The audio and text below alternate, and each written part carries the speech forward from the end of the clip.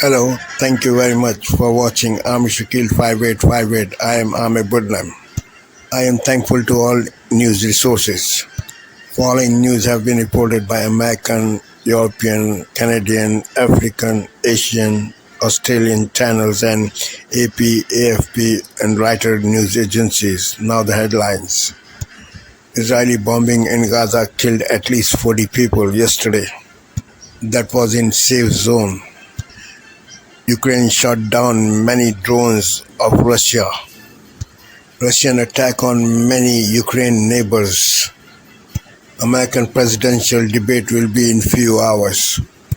Mother of Georgia shooter informed school before the shooting. Canadian ice hockey players laid down to rest.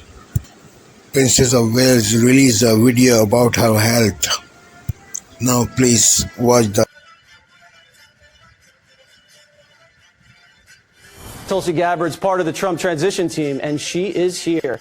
So, Tulsi, when you dissected, we should say that, Kamala Harris back in the good old days of the Democrat primary, how did you perceive her, and what about her told you that that was the way to get her to go down? As you remember, Jesse, she was treated like with kid gloves by the mainstream propaganda media. She was treated with kid gloves even by every other candidate that was on that debate stage. No one questioned her, challenged her, or called her out for the record as prosecutor that she claimed to be proud of. She talked every day about how she'd be a prosecutor president, but no one questioned her about what that record was and how that would translate if she were president. And I pointed out the hypocrisy. I pointed out the hypocrisy of how she would do one thing, and when the standard was held to herself, she did the exact opposite. We are seeing that opportunity again in this debate coming up tomorrow night for President Trump to do the very same thing. What Kamala Harris is saying, the lies that she is selling to the American people now, is the exact opposite of the record that she has had, frankly, as the incumbent in this race. She's been in the White House for the last 3.5 years, almost 4 years, not President Trump. And our country's in a disastrous position as a result, both on domestic and foreign policy. So she's not to be underestimated because she is talented on a debate stage. There's no question about that. But she's going to have a tough time trying to defend this record that, quite frankly, from the view of the American people, is indefensible. When you observed her on the debate stage. Here's what Donald Trump was doing over the weekend. Again, I wonder if he'll be asked about this. Pushing false claims, threatening anyone who does not support him. In a post on Saturday, the former president warned he would try to imprison anyone who engages in, quote, unscrupulous behavior during this year's race. And what does he mean by that? Of course, people that aren't supporting him. Right. Political operatives, lawyers, donors. Yesterday, he continued to amplify false information about the 2020 election by referencing an outlandish claim from the far right that 20% of Pennsylvania's mail-in ballots were fraudulent. Well, of course, those mail-in ballots haven't even started to be sent in yet. And these are the type of lies Chris Christie said he started telling in early 2020 because he thought he was going to lose. And he said that the more he realized he was going to lose in the spring of 2020, the more he started amplifying those lies. And he's doing it now. If I had an opportunity to ask him questions or moderate anything, I would start probably with whether the 2020 election was stolen, but then head straight to this, because this is the heart of the matter between these two candidates, not his made-up policies on child care that make no sense. On Friday, Trump spoke to the Fraternal Order of Police and encouraged officers to watch for voter fraud because voters would be afraid of them.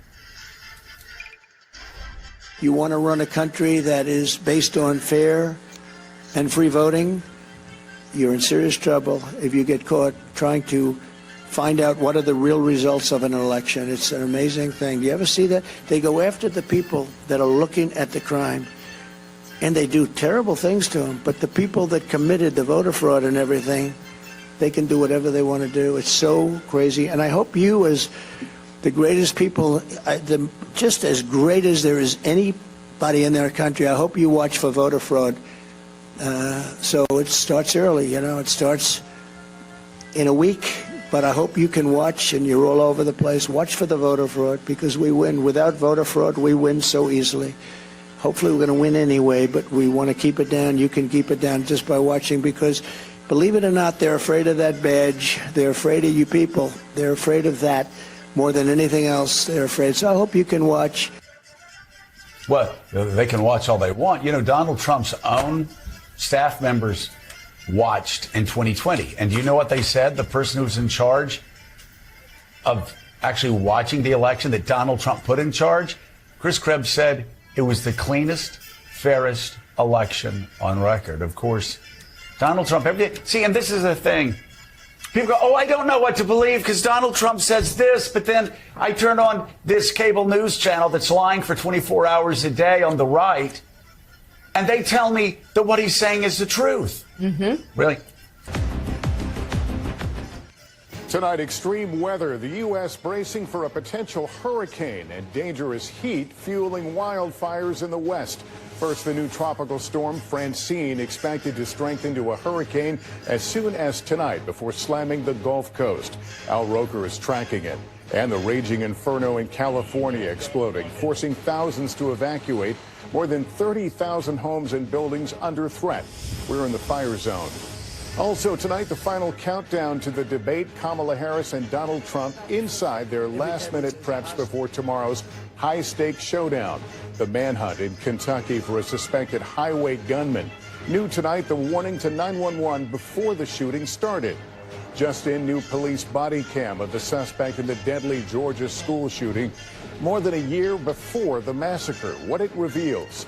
The major ruling in the Idaho murders case, why the trial is being moved. Just breaking, the new body cam of Miami Dolphins star Tyreek Hill being detained by police. And our exclusive, Hill speaking out what he says really happened. Apple unveiling the iPhone 16, the new features powered by AI. The good news on Princess Kate's health battle after her cancer diagnosis. And the Hollywood legend who voiced Darth Vader and starred in so many classics, remembering James Earl Jones. This is NBC Nightly News with Lester Holt.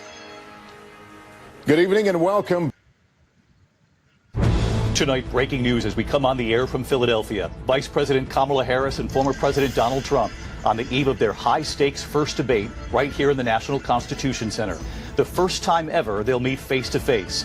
Also tonight here, we remember an acting legend, James Earl Jones. First tonight, Vice President Harris arriving in Philadelphia just a short time ago. The Vice President locked in debate prep for days, holding mock debates.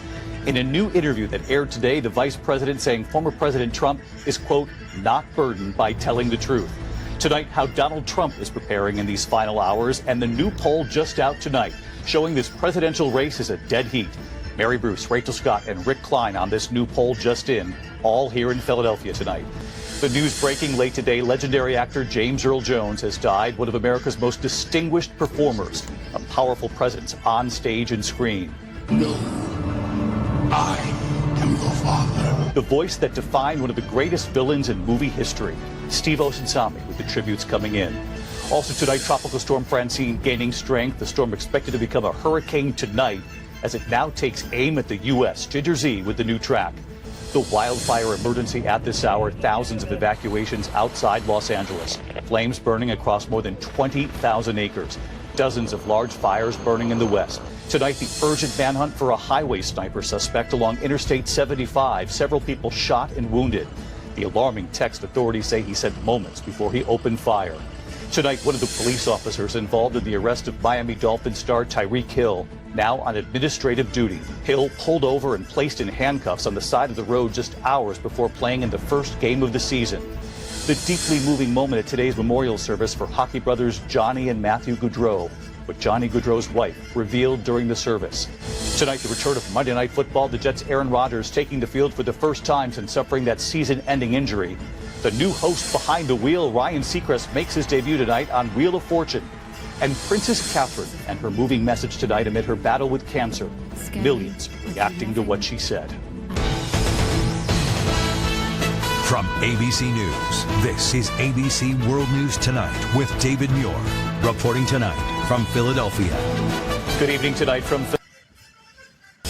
Tonight, wildfire emergency with more than a dozen large infernos burning out west. The fierce weather conditions hampering efforts to put out the blazes. My path to healing and full recovery is long. Princess Kate finishes chemotherapy. The new glimpse into the cancer recovery for the Princess of Wales. It'll be as if they dipped themselves in magic waters. And breaking news, James Earl Jones dies at the age of 93. We remember the legendary actor with a commanding voice. I am your father. The CBS Evening News starts now.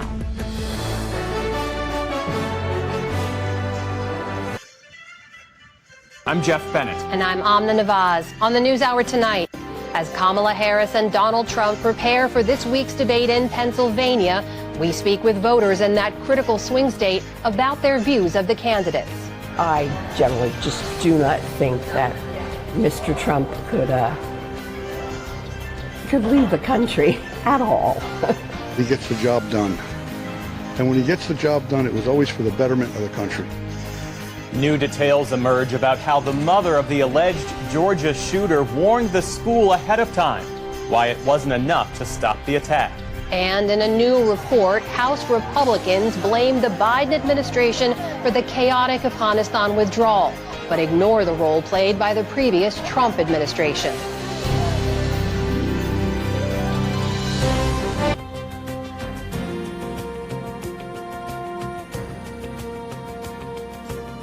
I'm Stephanie Tsai with NewsHour West. Here are the latest headlines. In Memphis, Tennessee, jury selection is beginning in the trial of 3 former officers charged in the fatal beating of Tyree Nichols. Nichols died in January 2023 from blows to the head after he was pulled from his car and brutally beaten during a traffic stop. In body cam footage, he can be heard calling out for his mother, who lived nearby. Today, the former officers, Tadarius Bean, Demetrius Haley, and Justin Smith, arrived at a federal courthouse. They have pleaded not guilty to violating Nichols' rights as well as witness tampering. The trial is expected to last up to 4 weeks. Wildfires in the western U.S. have prompted tens of thousands of people to evacuate amid scorching heat and high winds. The line fire has burned at least 33 square miles in San Bernardino County, California. County officials shut a number of schools, and the Forest Service says some 36,000 structures are under threat. In Nevada, meanwhile, crews have been dousing the Davis fire by air just south of Reno. That blaze has prompted about 20,000 people to evacuate. Catastrophic rains and flooding in Vietnam have killed at least 64 people. Typhoon Yagi has swollen rivers, sending water gushing into streets, while deadly landslides have pushed hillsides into homes. And dashcam footage caught the moment a steel bridge carrying cars and trucks collapsed. Reports say a dozen vehicles fell into the rushing water below. Before making landfall in Vietnam on Saturday, the storm caused 20 deaths in the Philippines and killed 4 others in China. Turning to the Middle East, the Israeli military ordered a new evacuation for some parts of northwest Gaza today. Officials say Palestinian militants fired rockets from the area on Sunday towards the Israeli town of Ashkelon. Separately, officials in Syria say airstrikes from Israel last night killed at least 18 people and wounded dozens more. It's one of the deadliest attacks on Syria since the war in Gaza began. Israel has not acknowledged the strike, but it regularly strikes targets in Syria it says have connections to Iran or Hezbollah. Residents described what it was like when the bombings began. We were in panic. The children were sleeping and woke up terrified by an unusual situation. We did not know what happened, but we saw blazes of fire billowing from the forests. We were subjected to many violent strikes.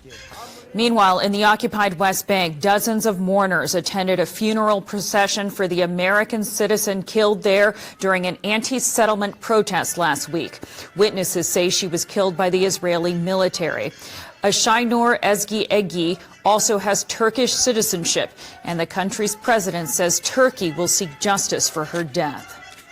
Back here in the U.S., more than a dozen school districts across southeastern Kentucky were closed today as authorities carried out a third day of searches for a suspected gunman.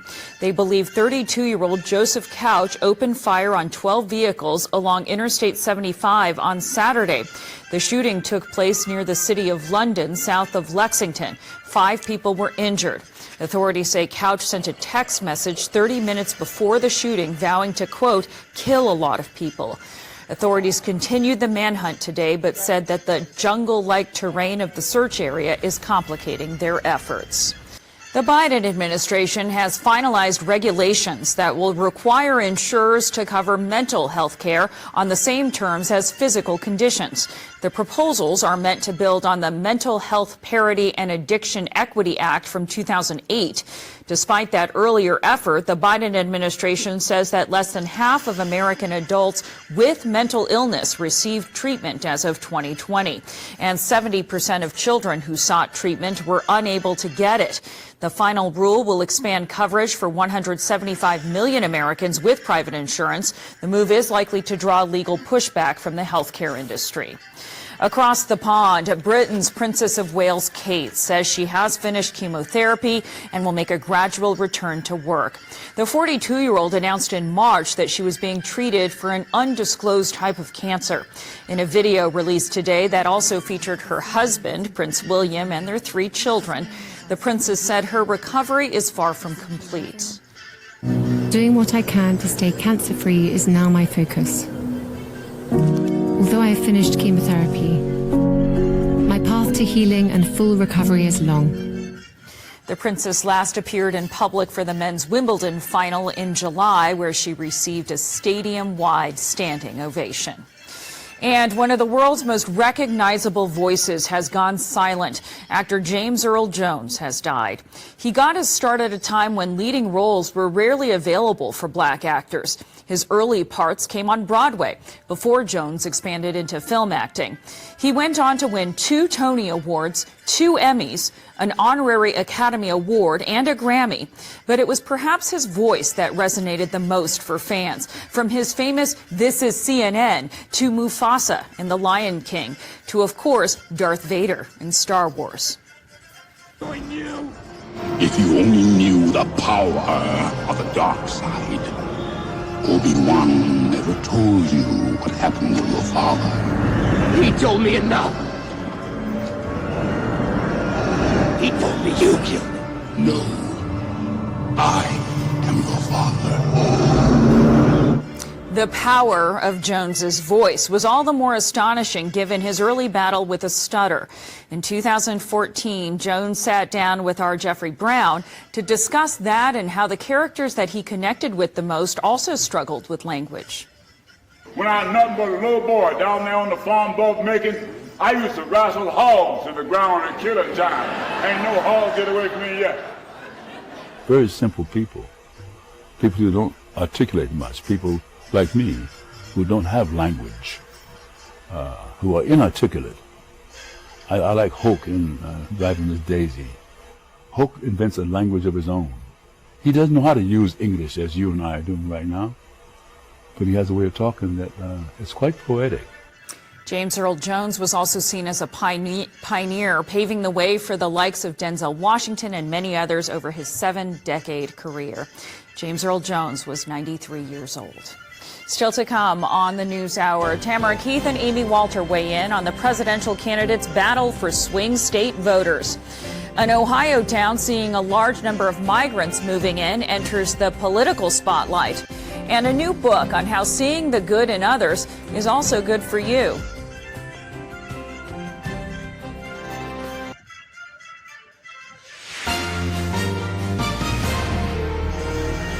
On this Monday night, Mark Carney enters the fray. The Bank of Canada's former governor takes a critical role to help the Prime Minister. It shows a great deal of comfort that he's here. Could he change the Liberal Party's shrinking fortunes or even their leadership?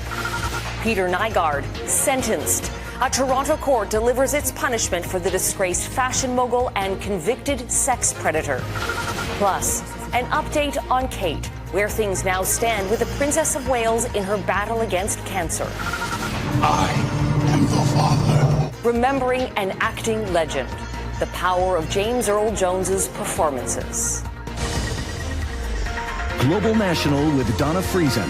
Reporting tonight, Carolyn Jarvis. Longtime Calgary Flame Johnny Gaudreau and his brother Matthew were laid to rest today in Pennsylvania. They were killed last month by a suspected drunk driver. And in yet another heartbreaking moment, we learned that Johnny's wife Meredith is expecting their third child. Here's CTV's Andrew Johnson. Outside a Catholic church in suburban Philadelphia, two hearses carry two caskets. John and Matthew Gaudreau, together in death as they were so often in life. They were attached at the hip. They slept in the same room up until college, and neither of them ever wanted that to change. The fact that you are both together now in heaven gives me a little bit of comfort, knowing you are, of course, together. I know John would not be able to live a day without his brother. He loved him so much. The Gaudreau brothers were out riding bikes in their home state of New Jersey last month, the day before their sister's wedding, when they were hit and killed by a suspected drunk driver. I urge everyone to never drink and drive. Call a ride. Please do not put another family through this torture. Several NHL players and Commissioner Gary Bettman looked on as 29-year-old Matthew and 31-year-old John, the longtime Calgary Flame known as Johnny Hockey, were remembered. The brothers described as people who put family ahead of everything else.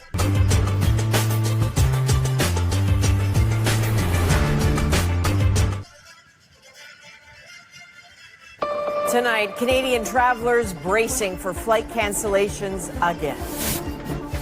We were afraid that with the impending strike with Air Canada, our flight would be canceled. Air Canada says it's preparing to suspend flights as a strike deadline looms. What you need to know if you're flying. The Princess of Wales opens up about her cancer treatment. The cancer journey is complex, scary, and unpredictable for everyone. And rent prices soaring, affordable rental units disappear. The buildings are still there, they're just no longer affordable. Who is to blame? We're not tasked with building deeply affordable or social housing. We're in business. We investigate who really owns all those rentals. From CBC News, this is The National with Chief Correspondent Adrian Arsenault.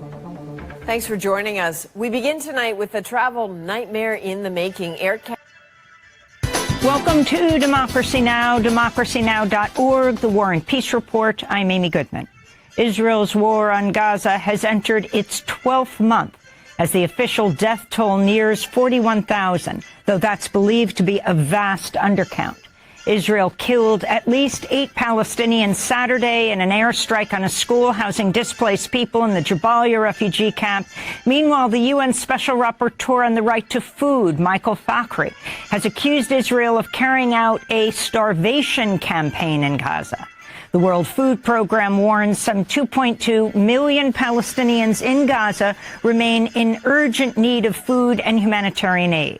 In the occupied West Bank, a funeral is being held today for the Turkish-American activist Ayşenur Ezgi Aygi, who was shot dead Friday by Israeli forces. She was a 26-year-old recent graduate of the University of Washington who was volunteering with the International Solidarity Movement. She was shot while taking part in a weekly protest against illegal Israeli settlements in the town of Beit. One of the 200 France 24 correspondents around the world.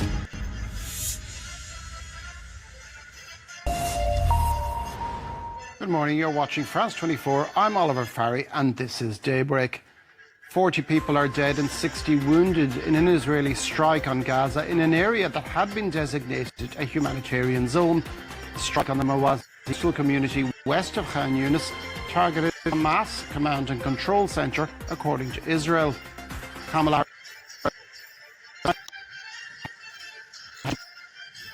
ahead of the US election. The two face off in Philadelphia on Tuesday night for a showdown that could potentially have a major impact on the race to the White House. Iran denies US media reports that say it is supplying ballistic missiles to Russia for use in Ukraine. Tehran insists it is neutral in the two-year conflict and calls the allegations psychological warfare. Girl dies at the age of 93. Jones was acclaimed for his interpretations of Shakespeare, Eugene O'Neill and others, winning 2 Emmy Awards, 2 Grammys and 1 Tony. He also had a long career in film and television, winning a Lifetime Academy Award in 2011 and provided the voice for one of the most famous villains in movie history, Star Wars' Darth Vader. Deepti Laurent will be taking a look at his life in the morning's press review.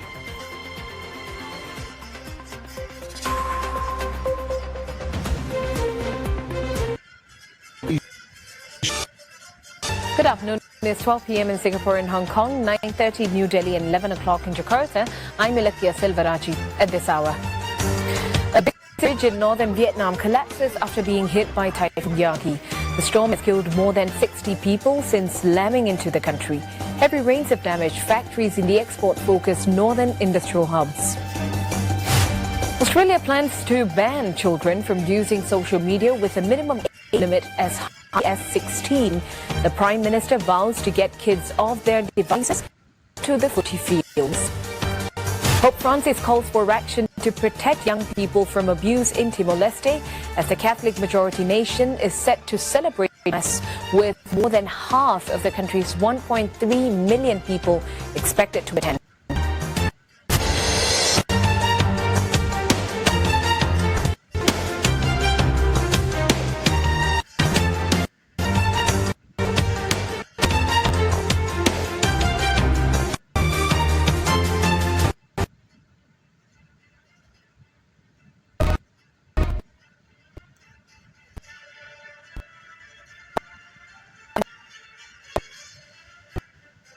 Forward proposals the cost will be 800 billion euros of investment annually. Russian troops fired at least a dozen artillery shells at the town of Nikopol on Monday morning, killing a 16-year-old girl. 2 men and 1 woman also attacked, according to the town's governor. Meanwhile, Ukraine's Air Force claims to have downed 6 out of 8 drones launched by Russia overnight, along with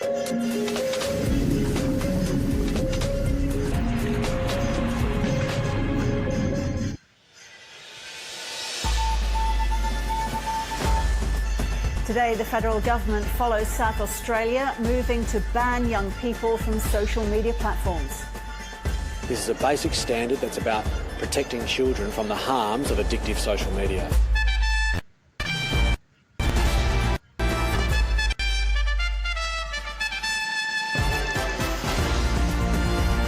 Also ahead, farmers rally in Canberra, protesting against the government's live sheep export ban.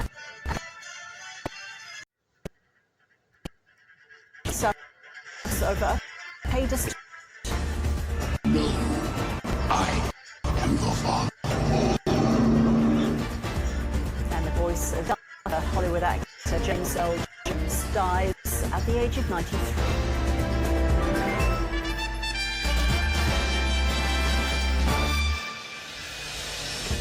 Hello and welcome to ABC News. I'm Ros Childs.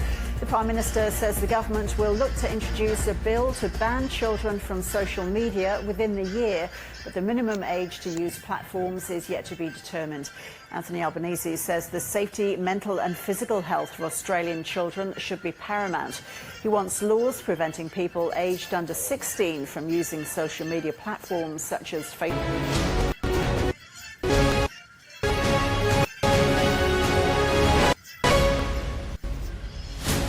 Good morning, it's 6 o'clock. On today's show, 1,700 prisoners will walk free today as part of the government's early release scheme. Plus, Keir Starmer faces down a backlash over his decision to scrap winter fuel payments for 10 million pensioners.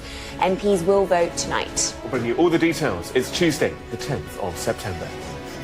The prison's watchdog warns it is inevitable that some of those released today will go on to commit more crimes.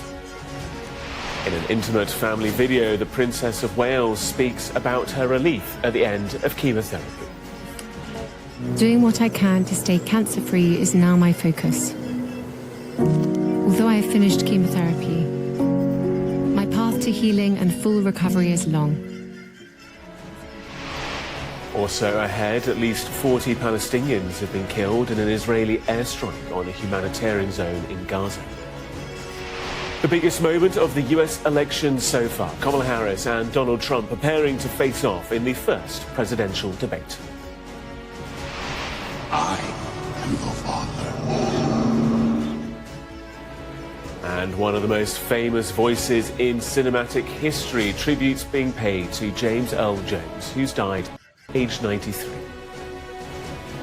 And in sport, England's golden boy Harry preparing to 100th for his country with a pair of golden boots as he captains the side against Finland at Wembley.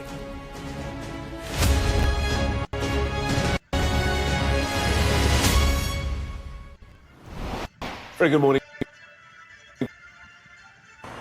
I had every right to complain that the election in Georgia was, in my opinion, rigged. If there was one state that epitomised Donald Trump's fury over the outcome of the 2020 election, it was Georgia. Biden narrowly took this crucial swing state, and despite numerous alleged schemes to overturn the results, all Donald Trump's efforts failed.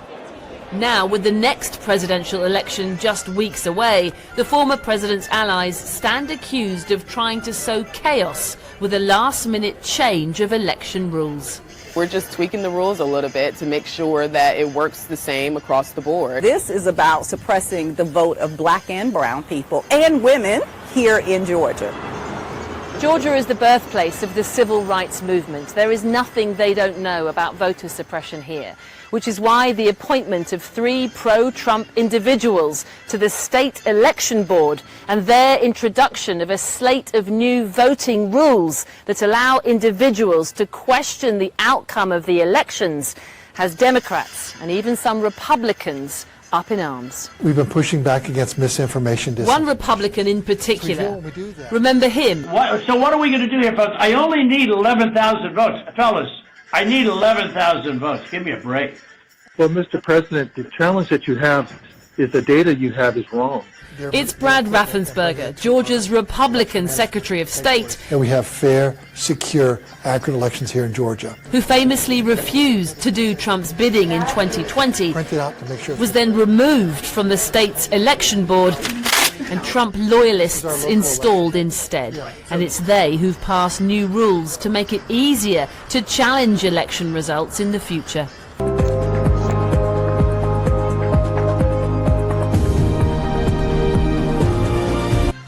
Israeli missiles hit camps for displaced Palestinians in southern Gaza, killing at least 40 people. Israel's attacks on the healthcare system in the occupied territories are increasing. We have a special report after the 10-day siege of Jenin. Hello, welcome to TRT World. We're live in Istanbul. I'm Adnan Nawaz. Also on the program, not long now, presidential hopefuls Kamala Harris and Donald Trump will go head-to-head in a TV debate 2 months before the election. Golden Pond. It's in New England, dear, in the state of Maine. And from stage to screen, from Darth Vader to Mufasa, the American actor James Earl Jones dies at the age of 93.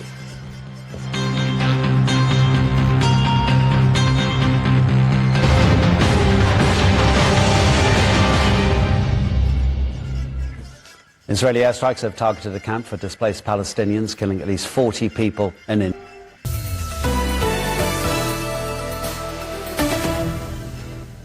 This is DW News, and these are our top stories.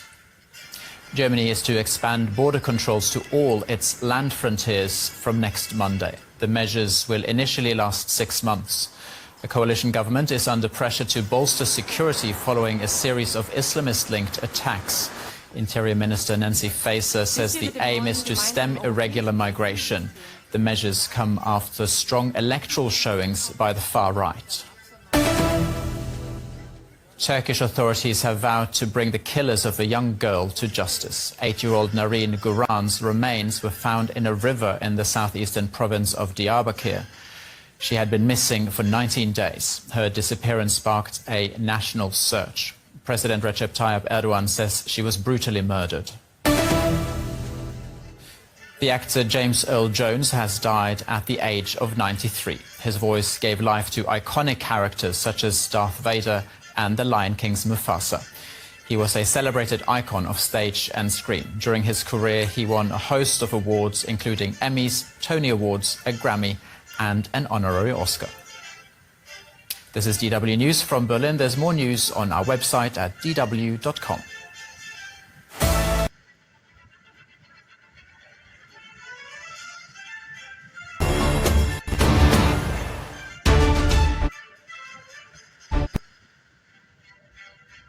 Dozen people died in Morocco and Algeria after torrential rain caused floods in the North African countries over the weekend.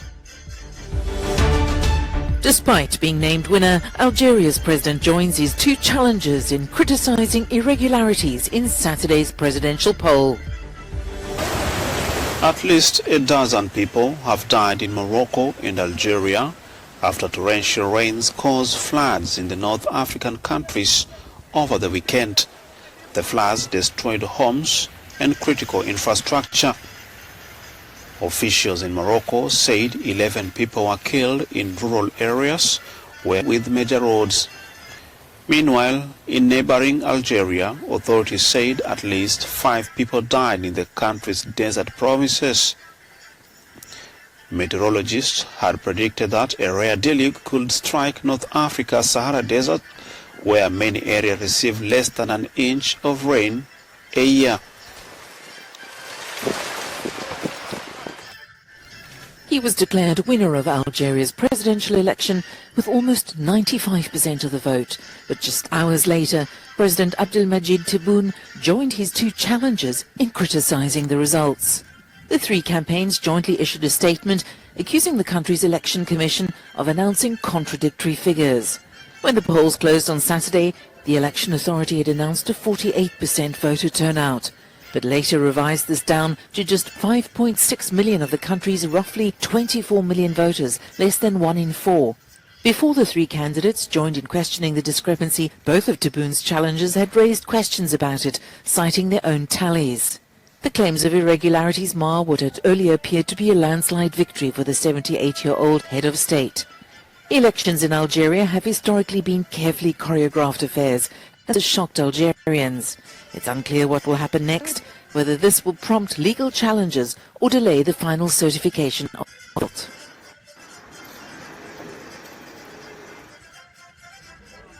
The bridge connecting Jordan and West Bank remained closed for a second day. The Jordanian authorities closed the bridge after 3 Israelis were shot and killed Sunday at the border crossing in what appeared to be an attack linked to the 11-month-old war in Gaza. The closure impacted passengers from both sides, including trucks, until notice. According to Israel's military, the gunman approached the Allenby bridge crossing on Sunday from the Jordanian side in a truck and opened fire at Israeli security forces, who killed him in a shootout. Israel Magen David Adom Rescue Services saying that 3 Israelis were men in their 50s, and the military said they were civilians. Relatives identified the gunman as Maher Al-Jazi, a retired Jordanian soldier from Athor, a town in the impoverished Man area. The Israeli invasion into the Gaza has so far claimed the lives of at least 40,000 Palestinians.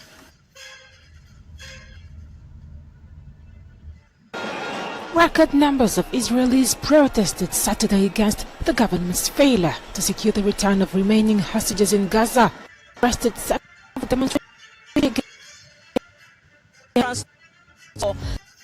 on all on Nigeria news program.